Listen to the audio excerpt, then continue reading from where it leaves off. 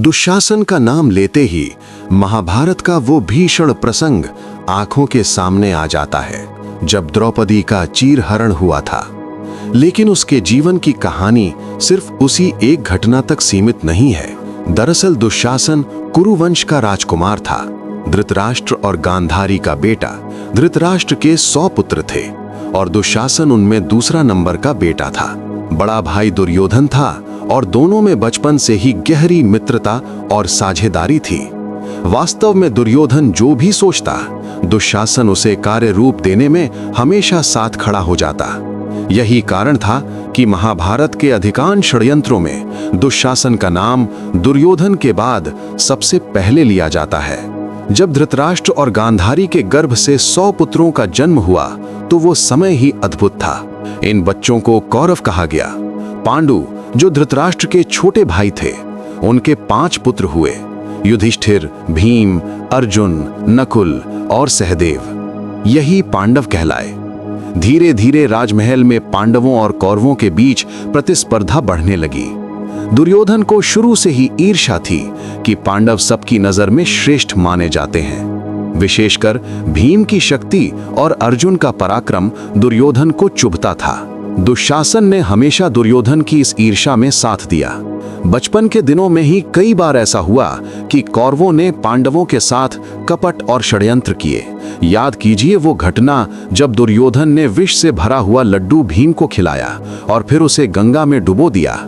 उस समय दुशासन भी साथ था और उसने भीम के डूबने पर खुशी मनाई थी। लेकिन नियति को कुछ और ही मंजूर था। भीम नागलोक जाकर और भी बलशाली बनकर लौटा। ये घटना पांडवों और कौरवों के बीच दुश्मनी को और गहरा कर गई। फिर आई लाक्षागृह की कथा। दुर्योधन ने पांडवों को जलाकर मारने की योजना बनाई। उसने एक महल बनवाया जो लाख से बना था, ज्वलनशील पदार्थों से भरा। दुशासन भी इस षड्यंत्र में शामिल था। उनका सोचना था कि पांडव और उनकी माता कुंती उस महल में जाएंगे और रात में आग लगा दी जाएगी। लेकिन विदुर की चेतावनी से पांडव बच निकले और सारी योजना विफल हो गई। अब आते हैं उस प्रसंग पर जिसने दुशासन का नाम अमर कर दिया, द्यूत क्रीड़ा, पासों का खेल।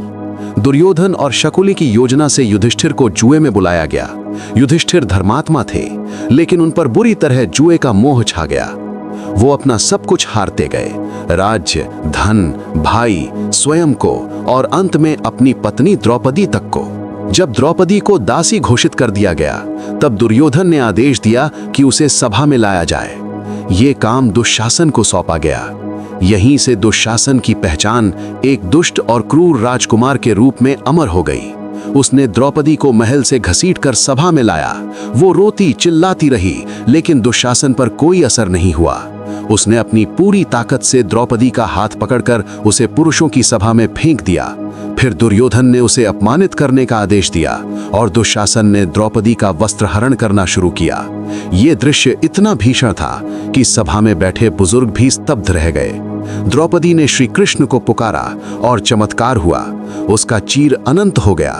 दुशासन थक कर चूर हो गया, लेकिन वस्त्र हरण नहीं कर सका। उस समय भीम ने प्रतिज्ञा ली कि वो दुशासन की छाती फाड़कर उसका रक्त पिएगा। महाभारत युद्ध की पृष्ठभूमि वहीं से तय हो गई थी। पांडवों का अपमान इतना बड़ा था कि अब युद्ध निश्चित था। जब कुरुक्षेत्र का युद्ध शुरू हुआ तो दुशासन ने अपने बड़े भाई दुर्योधन के साथ मिलकर कई दिनों तक पांडवों से युद्ध किया। वो शक्तिशाली योद्धा था, लेकिन भीम और अर्जुन जैसे महायोद्धाओं के सामने टिक नहीं पाया। युद्ध के दौरान कई बार वो पांडवों के सामने आया। विशेषकर द्रौपदी के अपमान का बदला लेने के लिए भीम हमेशा उसे ढूंढते रहते थे।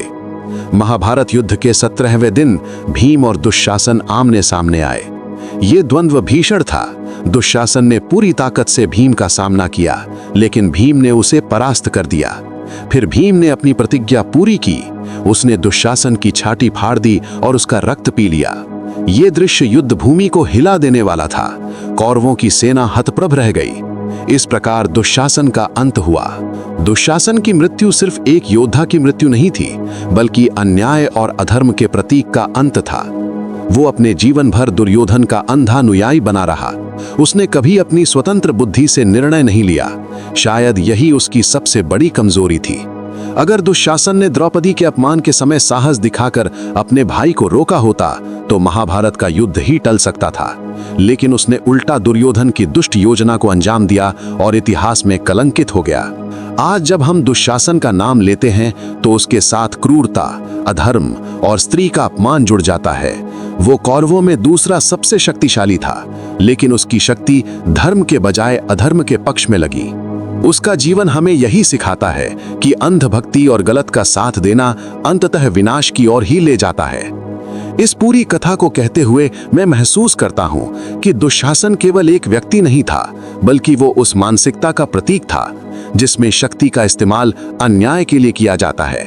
द्रौपदी के अपमान से लेकर युद्ध भूमि में भीम के हाथों उसके अंत तक दुशासन का चरित्र हमें यही याद दिलाता है कि अधर्म कितना भी शक्तिशाली क्यों ना हो, अंततः धर्म की विजय होती है।